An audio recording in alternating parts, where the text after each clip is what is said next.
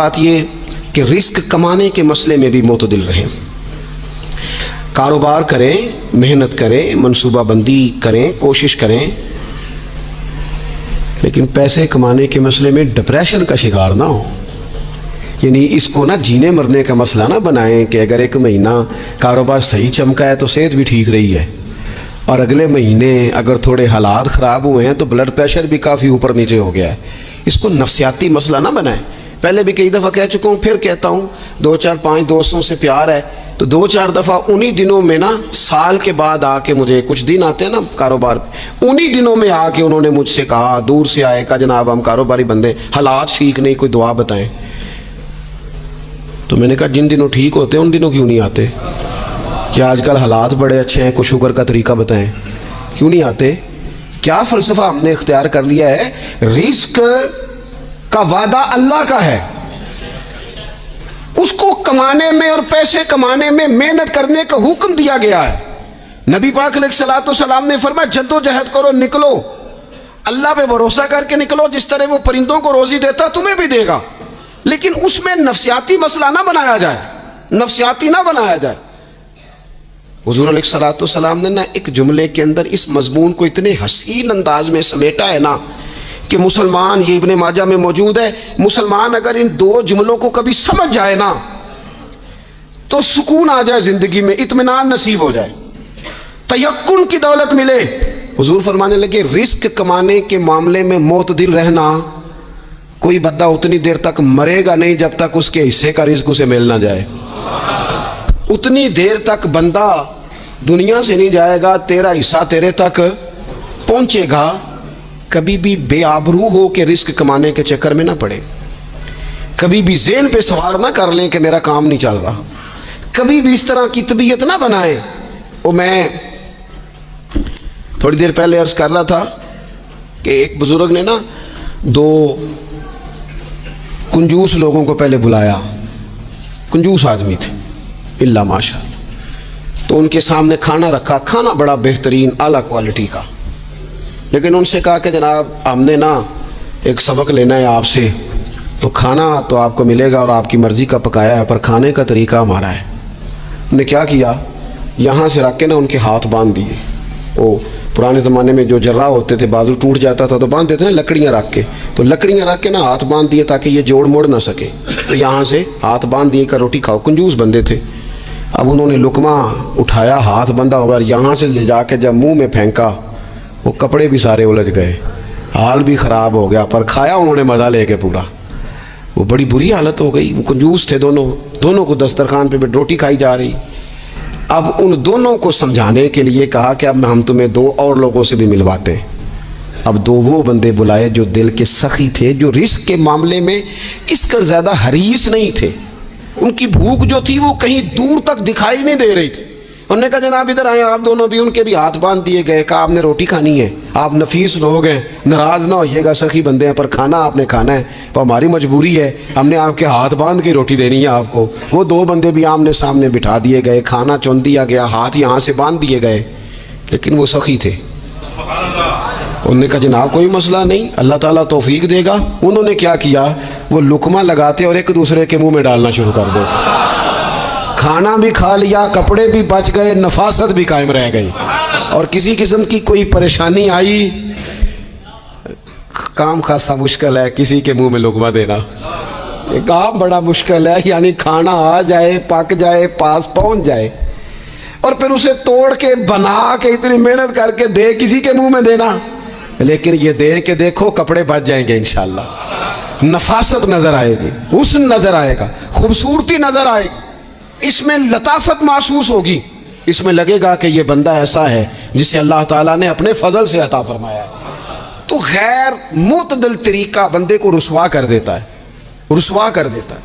وہ مال کمانے تو نکلتا ہے لیکن وہ کمزور ہو جاتا ہے، اس کا مزاج اور طرح کا ہو جاتا ہے۔ میں نے دیکھا ہے، وہ جناب ساری دنیا چھٹی پہ ہے لیکن اس نے کہا چلو آج میں دکان کھول لیتا ہوں، گاہک کہیں بھی نہیں آئے گا تو چلو سارے آج مجھے مل جائیں گے۔ ایسا نہیں ہوتا، رزق اللہ نے تقسیم فرمایا ہے، اور جس کا ہے وہ اس تک پہنچ جاتا ہے۔ تو غیر معتدل طریقہ اور رسوائی والا طریقہ کبھی بھی اختیار۔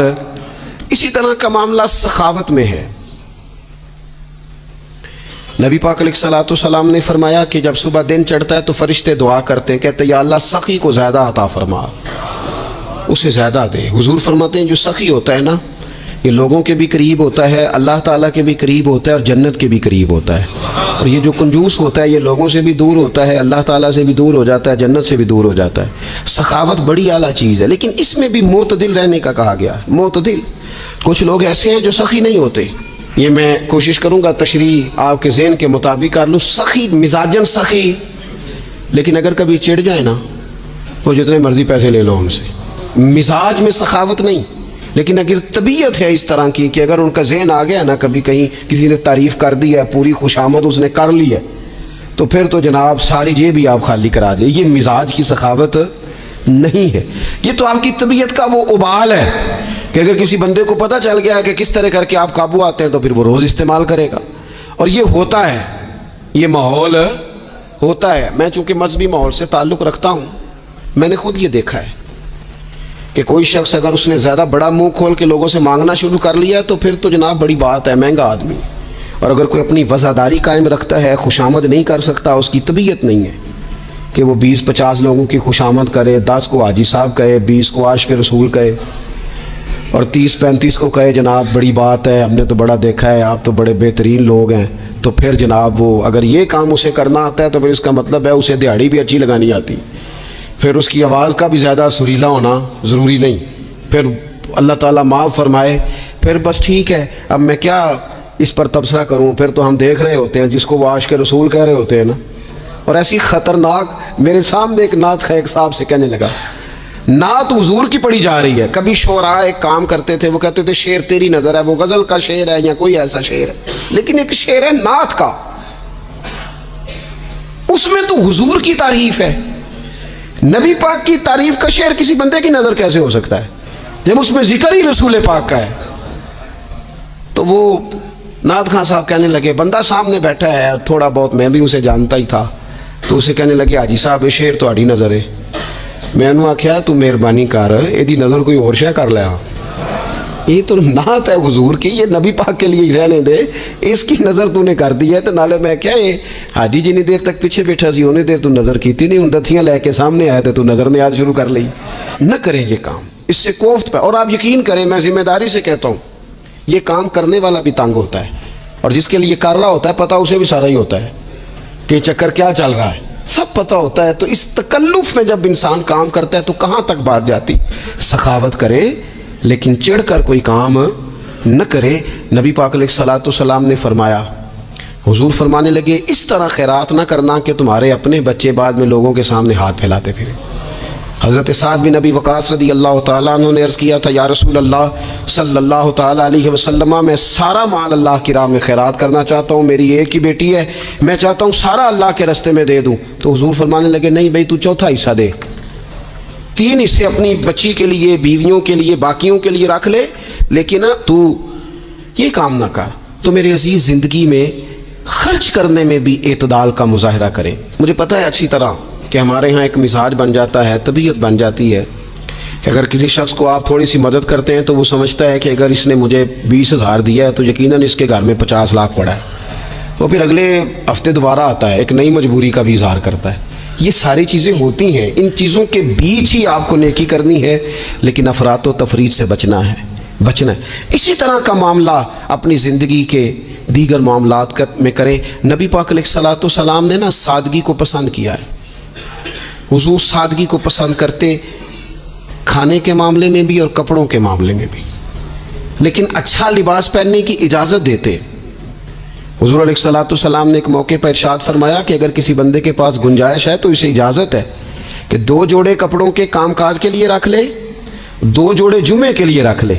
اور نبی پاک صلی اللہ تعالیٰ علیہ وسلم نے ایک شخص کو دیکھا جو مالدار تھا، لیکن اس کے کپڑے پھٹے پرانے تھے، لباس پرا گندا تھا، بال بکھرے ہوئے تھے۔ تو اللہ کے محبوب علیہ السلام نے فرمایا تیرے اوپر اللہ کا فضل ہے، اور رب جب فضل کرے تو پھر اللہ فضل دیکھنا پسند بھی فرماتا ہے۔ فرمایا تو اچھا لباس پہن، حرج کوئی نہیں، لیکن اپنا رسول پاک علیہ السلام کا طریقہ مبارکہ یہی تھا کہ سیدہ عائشہ صدیقہ فرماتی ہیں کہ یہ وہ لنگی مبارک ہے اور یہ وہ پیوند والا کرتا مبارک ہے، اسی میں محبوب نے اپنی جان اپنے رب کریم کی بارگاہ میں پیش کر دی۔ اور فرماتی ہیں کتنے کتنے دن گزرے کہ رسول پاک علیہ الصلوۃ والسلام نے کھانا تناول نہیں فرمایا، کتنے کتنے دن گزرے۔ میں اس ساری بات کو اگر سمیٹوں نا تو میں یہ نوجوان اگر میری بات پر غور کریں تو اسلام کہتا ہے حضور خود کنگھی بھی فرماتے تھے، تیل بھی لگاتے تھے، امامہ بھی باندھتے تھے، سرما بھی پہنتے تھے، سادہ لباس پہنتے تھے لیکن صاف ستھرا۔ اسلام آرائش کی اجازت دیتا ہے، زینت کی اجازت دیتا ہے۔